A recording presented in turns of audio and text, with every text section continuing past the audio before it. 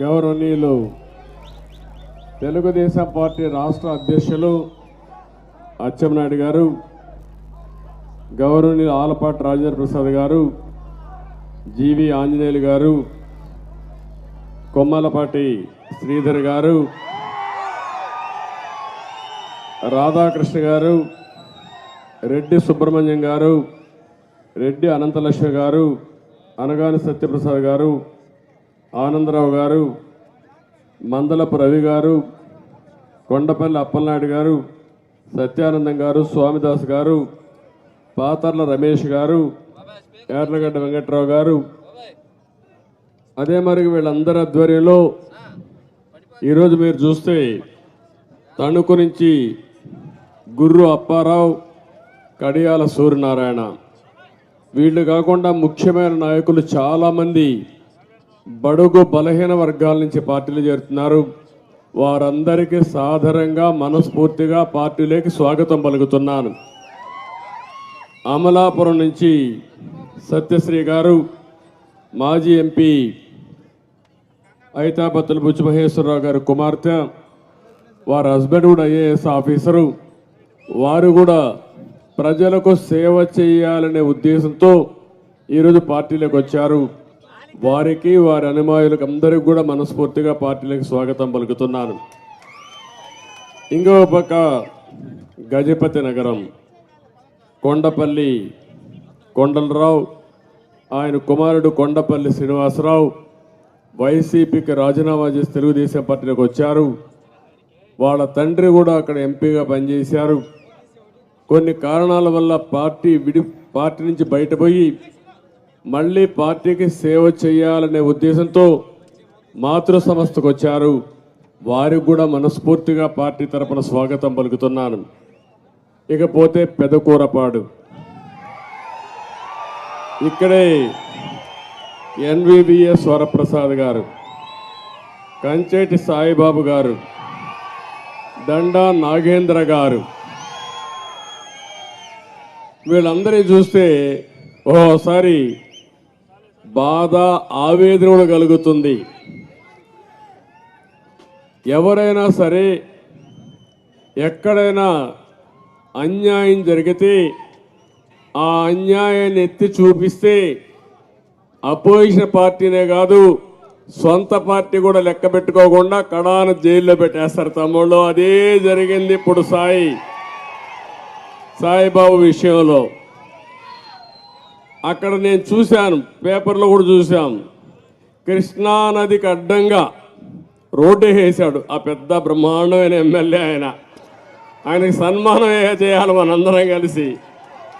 ఎందుకంటే ఎవడు ధైర్యం చేయడు, నదికి అడ్డ మధ్యలో రోడ్డు వేసే. మామూలుగా రోడ్లు వేయలేకపోతున్నాం కానీ ఇసుక మాఫియా నదికి అడ్డంగానే రోడ్డు వేసి చూశారు కదా, బ్రహ్మాండంగా వేశాడు. ఆయనకి ఇవ్వాలి, బిరుదు ఇవ్వాలి. ఇప్పుడు మనం పెద్ద బిరుదు ఇవ్వాలి, సన్మానం చేయాలి అలాంటి ఎమ్మెల్యే. ఇంకా ఆయన మార్చలా, ఎప్పుడు మారుస్తాడో నాకు తెలియదు. అంటే ముఖ్యమంత్రికి బినామీ ఆయన.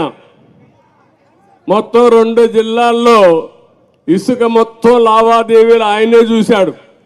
ఆ విషయం చాలాసార్లు చెప్పాం. పాపం ఈ సాయిబాబు, నాగేంద్ర వీళ్ళు ఎదురు తిరిగారు, మాట్లాడారు. ఏదైనా కావచ్చు కానీ మాట్లాడారు. మాట్లాడితే ఇద్దరిపైన లిక్కర్ కేసు పెట్టేశారు. కర్ణాటక నుంచి ఏదో తెలంగాణ నుంచి లిక్కర్ తెచ్చినట్టు. ఇంకో పక్కన అక్కడనే మీరు చూస్తే చాలా కేసులు ఎస్సీ ఎస్టీ యాక్ట్లు పెట్టి, కడాన 80 పీడీ యాక్ట్ పెట్టి 83 రోజులు జైల్లో పెట్టేశారు. ఏం తమ్ముళ్ళు, గొప్పోడే కదా ఇతను, ముఖ్యమంత్రిని మెచ్చుకోవాలి కదా మనం. అంటే ఇసుక దందా చేస్తా ఉంటే, ఇసుక దందా చేశారని చెప్పితే కాదు, వినకపోతే పోరాడితే కడాని ఈ పోలీసులు కలెక్టర్ కూడా పీడీ యాక్ట్ పెట్టి 83 రోజులు పెడితే కడాన కోర్టు కరుణించి బెయిల్ ఇచ్చింది. కానీ లేకుంటే శాశ్వతంగా జైల్లో పెట్టేయాలనుకున్నారు పాపం అతన్ని. అదే మరిగా నాగేంద్రని కూడా లిక్కర్ కేసు పెట్టారు, ఎస్సీ అట్రాసిటీ యాక్ట్ పెట్టారు. కడాన 1-2 రోజులు జైలు పోయాడు అనుకుంటాను. 4 రోజులు 3 రోజులు ఉన్నాడు. కడాన బెయిల్ వచ్చింది. బెయిల్ రాకపోతే ఆ కోర్టులో కానీ రాకపోయింటే ఆయన కూడా జైల్లోనే ఉండేవాడు. మీరు గుర్తుపెట్టుకోవాలి, ఇంత అరాచకం చేపించిన ఈ ముఖ్యమంత్రి ఈ రాష్ట్రాన్ని పరిపాలించడానికి అర్హుడా అని మిమ్మల్ని అడుగుతున్నా. ఇలాంటి వ్యక్తుల్ని మనం క్షమించాలా అని మిమ్మల్ని అడుగుతున్నా. అందుకే తమ్ముళ్ళు, ఈరోజు నేను ఒకటే మిమ్మల్ని అందరినీ కోరుతున్నా. ఈరోజు మీ పట్టుదల నేను చూశాను. మిమ్మల్ని అందరినీ మనస్ఫూర్తిగా అభినందిస్తున్నా.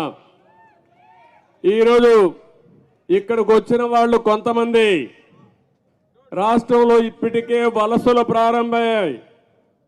ఎక్కడికక్కడ రాష్ట్రాన్ని కాపాడుకోవాలన్న ఆలోచన ఉండే ప్రతి ఒక్క వ్యక్తి జగన్మోహన్ రెడ్డి ఇంటికి పంపించడం తప్ప వేరే మార్గం లేదని చెప్పి కూడా నేను మీకు తెలియజేస్తున్నా. అతనికి అర్థమైపోయింది, సినిమా అయిపోయింది, ఇంకేం ఉండదు, అది అర్థమైపోయింది. కాబట్టి ఇప్పుడు అంటున్నాడు, నేను 92 మంది ఎమ్మెల్యేలు మార్చేస్తాడంట. మార్చేది ఎమ్మెల్యేలు మార్చాలా? ఎవరిని మార్చాలి? ఒక ఛాన్స్ అన్నాడు. పాపం ఒక ఛాన్స్ మన పాలిట శాపంగా మారిపోయింది. అవునా కాదా అని మిమ్మల్ని అడుగుతున్నా. ఏ ఒక్కరి జీవితాలైనా బాగున్నాయా అని మిమ్మల్ని అడుగుతున్నా. ఒక రైతు తీసుకోండి, అప్పుల పాలైపోయారా లేదా మీరు? దివాలా తీశారా లేదా మీరు? ఆత్మహత్యలు చేసుకుంటున్నారా లేదా మీరు? ఒక రైతు వదిలిపెట్టండి. అక్వా రైతు, మా తమ్ముడు చెబుతున్నాడు, అక్వా రైతు.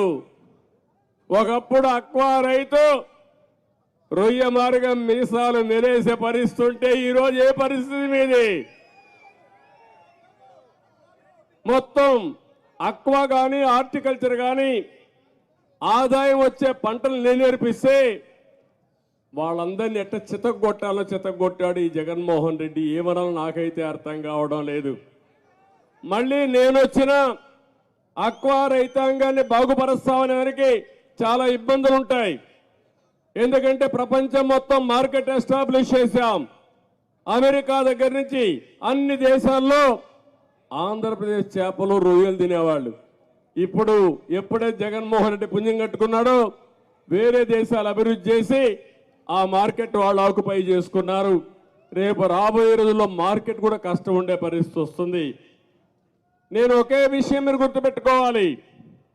ఒక వ్యక్తి ప్రభుత్వ విధానాల వల్ల మీ జీవితాల్లో వెలుగు తీసుకొచ్చే అవకాశం ఉంటుంది. ఒక వ్యక్తి ప్రభుత్వ విధానాల వల్ల వ్యవస్థలను సర్వనాశనం చేస్తే మీ జీవితాలు కూడా నాశనం అయిపోయే పరిస్థితి వస్తుంది. అదే ఈ 5 సంవత్సరాలు జరిగిందని చెప్పి కూడా నేను మీకు తెలియజేస్తున్నా. ఇటీవల నేను చాలా దేవాలయాలకు వెళ్ళాను. మేరీమాత దేవాలయానికి కూడా ఇక్కడ వెళ్ళాను, చర్చికి కూడా వెళ్ళాను. అందరి దగ్గర పూజలు చేసిన తర్వాత నిన్న ఈరోజు మీరు చూస్తే నేను 2 యజ్ఞాలు చేశాను. ఒకటి సుదర్శన నారసింహ యోగం, 2 చండీ యాగం చేశాను. నా కోసరం కాదు, ఈ రాష్ట్రంలో ఉండే ప్రజల కోసం నేను ఈ యజ్ఞాలు చేశాను. మానవ ప్రయత్నం చేస్తాం, పోరాడతాం, దేవుడు కూడా సహకరించాలి, ఆశీర్వదించాలి. అందుకే ఈ యజ్ఞాలు కూడా చేశానని చెప్పి నేను మీకు తెలియజేస్తున్నా. మీ అందరి ఆశీస్సుల ద్వారా 45 ఏళ్లుగా నాకు ఇంకేం పదవులు అవసరం లేదు. ఆ విషయం మీరు గుర్తుపెట్టుకోవాలి. నా రికార్డు ఎవరు ఇంక బద్దలు కొట్టలేరు. సమైక్య ఆంధ్రప్రదేశ్లో 9.5 సంవత్సరాలు నేను ముఖ్యమంత్రిని. ఆ రికార్డు ఎవరైనా మళ్ళా బద్దలు కొడతారా? సమైక్య ఆంధ్రప్రదేశ్లో 10 సంవత్సరాలు ప్రతిపక్ష నాయకుడిని. మళ్ళా ఎవడన్నా 10 సంవత్సరాలు అక్కడ ప్రతిపక్ష నాయకుడు అవుతాడా? ఇంకా ఇక్కడ 5 సంవత్సరాలు ముఖ్యమంత్రిని, 28 సంవత్సరాలుగా నేను పార్టీ అధ్యక్షుడిని. దేశంలో ప్రపంచంలో ఒక గౌరవాన్ని తెచ్చాను. మీ అందరి యొక్క ఆశీస్సుల వల్ల నేను గౌరవం వచ్చింది నాకు కానీ రాష్ట్రానికి కానీ తెలుగు జాతికి గౌరవం తెచ్చాను తప్ప ఎక్కడ కూడా తెలుగు జాతికి అపఖ్యాతి తేలేదని మరొకసారి మీకు తెలియజేస్తున్నా. అలాంటి సందర్భంలో ఈరోజు మీరు ఒకసారి చూస్తే రాష్ట్రంలో జరిగే పరిణామాలు చూస్తే బాధ అవుతుంది, ఆవేదన కలుగుతుంది. ఓసారి రాత్రులు నిద్ర కూడా రాదు. నా కోసరం కాదు, జరిగే సంఘటనలు చూసిన తర్వాత ఒకటి రెండు కాదు, ఒక్క ఛాన్స్ పాపం ఈ 4 సంవత్సరాల 9 నెలలు అయింది. ఈ 4 సంవత్సరాల 9 నెలల్లో అందరూ కూడా మా తమ్ముడు గోయిందా గోయిందా అంటున్నాడు. కడాను నిస్సహాయ స్థితికి వచ్చినప్పుడు దేవుడే దిక్కు అనుకుంటా ఆ పరిస్థితికి వచ్చా అందరం. కాదు, మన చేతుల్లోనే ఉంది. మన రాత తిరగ రాసే శక్తి మన చేతుల్లో ఉంది. నేను అడుగుతున్నా, వైఎస్ఆర్ కాంగ్రెస్ పార్టీలో పనిచేసే కార్యకర్తల్ని, ఒక రైతుని, ఒక ఆటో డ్రైవర్ని, ఒక మహిళని, ఒక నిరుద్యోగిని, మీకైనా లాభం జరిగిందా తమ్ముళ్ళు చెప్పమని వాళ్ళు అడుగుతున్నా. అందరూ ఒకరు కాదు, ఎప్పుడు కూడా మీరు గుర్తుపెట్టుకోవాల్సింది, ఒక విధానం వల్ల, ప్రభుత్వ విధానం వల్ల సంపద సృష్టించబడాలి. ఒకే ఒక ఎగ్జాంపుల్ చెప్తున్నా. మీరు మొన్న తుఫాన్ వచ్చింది, 2 రోజులు తిరిగాను. తుఫాన్ని మనం నివారించలేం, కానీ తుఫాను బాధను తగ్గించగలుగుతాం. ఉదుగు తుఫాన్ వచ్చింది, అందరికంటే ముందు నేనే వెళ్ళా. విశాఖపట్నంలో 10 రోజులున్నా అందరికీ సహాయం చేసిన తర్వాత, తిరిగి వాళ్ళ ముఖంలో నవ్వు చూసిన తర్వాత, ఆనందం చూసిన తర్వాత తిరిగి హైదరాబాద్కు వచ్చా. ఆ రోజు ఈరోజు నేను అడుగుతున్నా, ఈ ప్రభుత్వం ఉంది, కాలువల తొవల, మురికి కాలువలో మట్టి తీలా, నీళ్లు వచ్చాయి, కాలువలు పొలాలన్నీ కలిసిపోయి 4 రోజులుంటే చేతికొచ్చే పంట మొత్తం నీటి పాలైపోయే పరిస్థితి వచ్చింది. అవునా కాదా అని మిమ్మల్ని అడుగుతున్నా. ఇది ప్రభుత్వ వైఫల్యం అవునా కాదా అని మిమ్మల్ని అడుగుతున్నా. ముఖ్యమంత్రి వస్తాడు, హెలికాప్టర్లు తిరుగుతాడు. హెలికాప్టర్లో తిరిగితే కనపడుస్తుంది తమ్ముళ్ళు. నేను 2 రోజులు ఊరూరికి తిరిగాను, మీ బాధను అర్థం చేసుకున్నాను. కానీ ఓసారి బాధ, నిస్సహాయ స్థితి, ఏమీ చేయలేకపోయానని బాధపడ్డాను తప్ప, అదే తెలుగుదేశం పార్టీ అధికారంలో ఉంటే మీ ముఖంలో ఆనందం చూసే వరకు మీ దగ్గర నేను ఉండేవాడిని, చేసేవాడిని. ఇలాంటి ఒక్క వ్యవస్థ కాదు, ప్రతి సంవత్సరం జాబ్ క్యాలెండర్ అన్నాడు, ఇచ్చాడా? ఒక్కడికి ఉద్యోగం వచ్చిందా ఈ రాష్ట్రంలో? మొత్తం ఇండస్ట్రీస్ అన్ని పారిపోయినాయా లేదా? పారగొట్టాడా లేదా? వాళ్ళు పోకపోయినా తరివేశాడు. అంటే వాటాల కోసం కక్కుర్తిపడి అందరినీ తరివేశాడు. ఈరోజు నేను ఒక న్యూస్ చూశాను, విశాఖపట్నంలో గాదిరాజు ప్యాలెస్, ఒక అతను ముచ్చటపడి మంచి ఇల్లు కట్టుకున్నాడు. మనం కూడా కట్టుకుంటామా లేదా? కష్టపడినాక డబ్బులుంటే ఇల్లు కట్టుకుంటాం, ఇంకా ఎక్కువ డబ్బులు వస్తే ఇంకా దాన్ని కొట్టేసి మంచి ఇల్లు కట్టుకుంటాం. మన పిల్లలు సంపాదించి బయట నుంచి పంపిస్తే ఇల్లు కట్టుకుంటాం అని చేస్తాం మనం. వీళ్ళు పోతా ఉంటే ఇది ఏదో చూడాలి, ఇది నేను కూడా ఇంకా డెప్త్కి వెళ్ళాలి. పోతా ఉంటే ఆ ఇంటి మీద ముఖ్యమంత్రికి కన్ను పడిందంట. ఇంకా అయిపోయింది ఆ పని. ఆ ఇల్లు మాకు కావాలని వీళ్ళు ముచ్చటపడ్డారు కాబట్టి ఆ ఇల్లు కావాలన్నారు. ఆయన అన్నాడు, నేను ఎందుకు ఇస్తానయా, నా ఇల్లు ఇది అన్నాడు. అంటానే ఏం చేశారు తెలుసా? ఎప్పుడో ఇది ఉందని 22A కింద పెట్టేశారు. ఇప్పుడు రికార్డులు చాలా స్పష్టం తమ్ముళ్ళు. మీ భూమి మీద అవునా కాదా దినము చెక్ చేసుకోవాలా మీరు ఇంక రాబోయే రోజుల్లో. ఎందుకంటే ఈ కాంగ్రెస్ దొంగలు ఆ రికార్డులో ఏమక్కర్లా, ఈ భూమి 22A ఉంది అంటే ఏంటి? ఇది ప్రభుత్వ భూమి. మీ తాత ఇవ్వచ్చు, మీ ముత్తాత ఇవ్వచ్చు మీకు. ఇంకా అక్కడి నుంచి నువ్వు కుయ్యమరు అంటే సగం నాకు ఇస్తావా చెప్పు, అప్పుడు నీకు ఇస్తా. లేకుండా మొత్తం ఇచ్చేసి 20 లక్షల ఆస్తి 5 లక్షలు ఇస్తారు. ఇటీవల సెటిల్మెంట్లో అన్ని అదే జరిగింది. సర్వేలో మీరు ఒక విషయం గుర్తుపెట్టుకోవాలి. ఇప్పుడు ఓటర్ దొంగలు కూడా వచ్చారు. మీరు బతికుండగానే మిమ్మల్ని చంపేస్తున్నారు. అంటే ఏంటి అరాచకాలను అడుగుతున్నా మిమ్మల్ని అందరూ ఆలోచించుకోవాలి. మీరు ఇదేదో నా కోసరం కాదు నేను చెప్పేది, మీ కోసరం, మీ పిల్లల కోసరం, ఈ రాష్ట్రంలో ఉండే ప్రజల కోసరం. ఇలాంటి అరాచకాలు నేను ఎప్పుడు ఊహించలా. ఇలాంటి ఈ కళ్యాణ మండపాన్ని చూస్తే ఇప్పుడు కొత్తగా ఒకటి తెచ్చారు. నేను చెప్పింది ఈ గాదిరాజు ప్యాలెస్ది. ఆ కళ్యాణ మండపాన్ని చూస్తే 94లో అతను కొన్నాడు, కొని కట్టుకున్నాడు. అతను చాలా స్పష్టంగా చెప్పాడు, ఈ కళ్యాణ మండపం నేను ఎప్పుడో కొన్నాను, ఇవన్నీ కూడా ల్యాండ్ కొన్నాను, అప్పుడే అరియర్స్ అన్ని పే చేశాను, ఎలాంటి డిస్ప్యూట్ లేదంటే వీళ్ళు 22A కింద పెట్టి అక్కడి నుంచి అతన్ని వేధించడానికి మొదలుపెట్టే పరిస్థితికి వచ్చారు.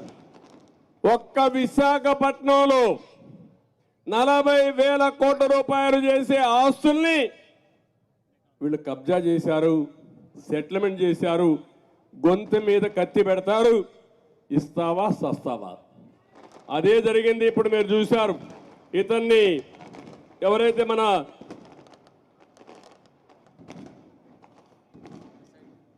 ఇప్పుడే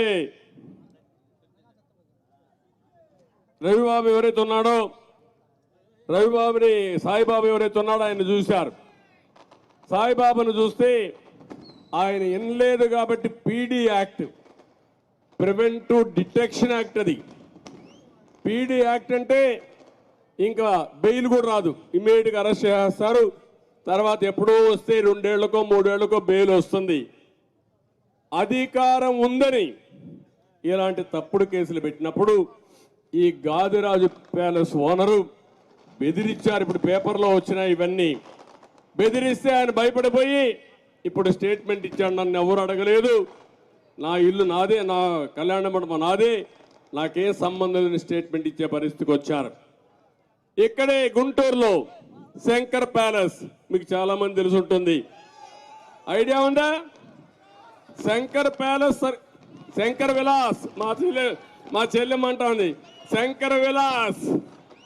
శంకర్ విలాస్ని పాప ఆ తల్లి చెప్పిన రంగనాయకమ్మ, ఆ రంగనాయకమ్మ చేసిన తప్పేంటంటే ఎల్జీ పాలిమర్స్ యాక్సిడెంట్ అయింది, ఇది తప్పని ఒక ట్వీట్ పెట్టింది. అదే ఆ మహాతల్లికి శాపంగా మారింది. నెక్స్ట్ డే ఆవిడని అరెస్ట్ చేశారు. అరెస్ట్ చేసినారుగా కోర్టు తీసుకుపోతే 41A నోటీస్ ఇమ్మని చెప్పారు. ఆ రోజు మేము కూడా సహకరించాం. అక్కడి నుంచి ఆవిడ మీద పడ్డారు. ఆవిడ మీద పడి ఆ శంకర్ విలాస్ జరగనీయకుండా చేయడానికి ఎవరైతే ఆవిడ మీద వ్యతిరేకత ఉంటారో లేకుంటే కావాలని అందరిని ఎగబెట్టి ఆవిడ మీద దాడికి పంపించారు. దాడికి పంపిస్తే ఇంకా విధి లేని పరిస్థితిలో ఆ శంకర్ విలాస్ క్లోజ్ చేసుకునే పరిస్థితి వచ్చింది. ఆ మహాతల్లి పక్కనే చిన్న వ్యాపారం చేసుకుందామని జీవనోపాధి కోసం పక్కకి వెళ్ళింది. అక్కడ వ్యాపారం చేసుకోవాలంటే పర్మిషన్ కావాలన్నారు. ఆ పర్మిషన్ తీసుకోవాలంటే మళ్ళీ వీళ్ళు అన్నారు ఇవ్వకూడదని చెప్పి అందరూ చెప్పి ఇవ్వకుండా చేసేశారు. అంటే సొంత వ్యాపారం పోయింది, వ్యాపారం చేసే అవకాశం లేదు. కడుపు కోసం గుంటూరు వదిలిపెట్టి హైదరాబాద్కి వెళ్ళిందంటే మీరు ఒక్కసారి ఆలోచించండి, రేపు మన గతి ఏమవుతుందో మీరే గుర్తుపెట్టుకోవాల్సింది నేను కోరుతున్నా. మీరందరూ కూడా ఉంటే ఇక్కడ బానిసలుగా ఉండాలా, లేకపోతే ఈ రాష్ట్రం నుంచి ఎక్కడికో వెళ్ళిపోవాలి. ఏం కర్మ అని అడుగుతున్నా. ఇది ప్రజాస్వామ్యం అని మిమ్మల్ని అడుగుతున్నా. అంటే ఎవడైనా మాట్లాడితే వాళ్ళ మీద కేసులు పెట్టేస్తారా మీరు? లేకపోతే నాకు అన్యాయం జరిగిందంటే ఆ వ్యక్తి పైన రౌడీలు వచ్చి పడిపోతారా మీరు? ఇది మీరు గుర్తుపెట్టుకోవాల్సిన అవసరం ఉంది. ఈ రాష్ట్రంలో 1-2 కాదు, ఈ వ్యక్తి యొక్క వ్యక్తిత్వాన్ని మీరు గుర్తుపెట్టుకోవాలి. సునాయాసంగా చెప్పిన తప్పును చెప్పకుండా చెప్తానే ఉంటాడు. ఆయన విశ్వాసం మీరందరూ నమ్మతారని. ఒక నాయకుడు అనేవాడు విశ్వాసం ఉంటుంది, వ్యక్తిత్వం ఉంటుంది, మాటకు విలువ ఉంటుంది. మాటకు విలువ లేని వ్యక్తి ఈ జగన్మోహన్ రెడ్డి అని చెప్పి కూడా నేను మీకు తెలియజేస్తున్నా. ఆ మధ్య అన్నాడు, మళ్ళా మద్యపాన నిషేధం పెడతా, పెట్టిన తర్వాతనే మీ ఓటు అడగతా, ఒకవేళ పెట్టకపోతే మీరు ఓటే వేయద్దు అన్నాడు. అన్నాడా లేదా? ఇప్పుడేమంటున్నాడు? మద్యపాన నిషేధం దేవుడి కరుగు, కానీ అన్ని నాసిరకం బ్రాండ్లు. మీ జీవితాలతో ఆడుకున్నాడు. లెఫ్ట్ అండ్ రైట్ ఎంతమంది చనిపోవాలని మంది చంపేశాడు. ఆరోగ్యాన్ని సర్వనాశనం చేశాడు. దేశంలో దొరికే బ్రాండ్లు ఎక్కడా ఇక్కడ దొరకవు, అన్ని స్పెషల్ బ్రాండ్లు. అవునా కాదా? భూములు ఉన్నాయి. అలాంటి బ్రాండ్లు తెచ్చాడు. ఇప్పుడేం చేశాడు? 25 ఏళ్ళు లిక్కర పైన అప్పు తెచ్చాడు. తెచ్చాడా లేదా? అంటే అప్పుడు ఓటు అడగనున్న వ్యక్తి ఇప్పుడు మిమ్మల్ని తాగించి రేపు రాబోయే రోజు తాకపోతే, మీ ఏమో మా గుర్తుపెట్టుకోండి, మీ భర్తలు తాకపోతే, మీ పిల్లలు తాకపోతే బలవంతంగా తాగిస్తారు, గుర్తుపెట్టుకోండి. అది ఏం చేసే పని. ఇది న్యాయమా అని మిమ్మల్ని అడుగుతున్నా. ఆడపిల్లల మంగళ సూత్రాలని తెంచేసే ఇలాంటి ప్రభుత్వం అవసరమా అని మిమ్మల్ని అడుగుతున్నా. ఇలాంటి 1-2 కాదు, చెప్పుకుంటూ పోతే రాత్రి అంతా కూడా చాలదు, కానీ చాలా బాధేస్తుంది. అందుకే నేను మిమ్మల్ని కోరుతున్నా, మీరు ఎంత ఇదంటే మనం అందరూ ఆయనకు బానిసలం. ఎవ్వరు ఎక్కడా మాట్లాడకూడదు, ఆయన చెప్పింది వేదం. మీరు చూడండి, మొన్న ఆయనకి బర్త్డే జరిగింది, నేను కూడా ఒక ట్వీట్ పెట్టాను లేదా? నేను కూడా అభినందన తెలియజేశా. నా పోరాటం వ్యక్తులపైన కాదు, సమస్యలపైన నా పోరాటం. అందుకే నేను ఎప్పుడు కూడా వ్యక్తులపైన నా జీవితంలో ఎప్పుడు పోరాటం చేయలేదు, కానీ సమస్యలపైన ప్రజల కోసం ఎలాంటి త్యాగాలకైనా నేను సిద్ధంగా ఉన్నాను తప్ప భయపడే సమస్య ఉండదు. అలాంటిది పుట్టినరోజు వస్తే ఫుల్ పేజీ అడ్వర్టైజ్మెంట్లు. ఏమి పెద్ద పుట్టావు, ఓకే, పుట్టితే దానికి పెద్ద పండగ చేసుకోవాలనా? ఓకే, నువ్వు పండగ చేసుకో, మీ ఇంట్లో బాధ లేదు. నీకోసం బలవంతంగా గవర్నమెంట్లని నీ సాక్షి పేపర్లో ఫుల్ పేజ్ అడ్వర్టైజ్మెంట్లు ఇవ్వాలి. Full page. ఎవరు? అది కూడా మీ డబ్బులే. ఈయన బర్త్డే మీ అందరి ప్రజల ధనం 100 కోట్ల రూపాయలు ఫటాఫట్ మొత్తం సాక్షికి వెళ్ళిపోయింది. ఇది నీతి. ఒప్పుకుంటారు కదా మీరు? ఒప్పుకోరా? అంటే ఈరోజు పేపర్లో మీరు చూస్తే నాకు పేపరే లేదు, టీవీనే లేదు, ఇల్లే లేదు, డబ్బులే లేవు, నేను నిరుపేదని. ఇది ఆయన చెప్పే డైలాగులన్నీ మీరు విన్నారు కదా. పెత్తందారులకి పేదలకి పోరాటం. నాకు ఇల్లు లేదంటే ఇక్కడ ఆయన ఇంటి ఊరు ఒక ప్యాలెస్ నేను కట్టుకోలేకపోతున్నా. వాస్తవం, నేను ఒక ఇంట్లో ఉంటే ఆ ఇల్లు కూడా ఉండకూడదని దానిపైన కూడా దాడి చేసే పరిస్థితికి వచ్చారు, అటాచ్ చేసే పరిస్థితికి వచ్చారు. మీరు అర్థం చేసుకోవాల్సింది, ఎప్పుడైనా ఈ విధంగా జరిగిందా ఈ రాష్ట్రంలో? విలువలు లేని రాజకీయాలు జరిగాయా అని మిమ్మల్ని అడుగుతున్నా. ఇది పద్ధతి అని మిమ్మల్ని అడుగుతున్నా. అయితే మీరందరూ ఏంటంటే, ఇన్ని జరిగినా మాకెందుకులే, బయట వస్తే మా మీద ఒక కేసు పెడతారు అనే పరిస్థితికి వచ్చారు. కేసులు పెడతారని మీరు బయట రాకపోతే, నిర్మోహమాటంగా మాట్లాడకపోతే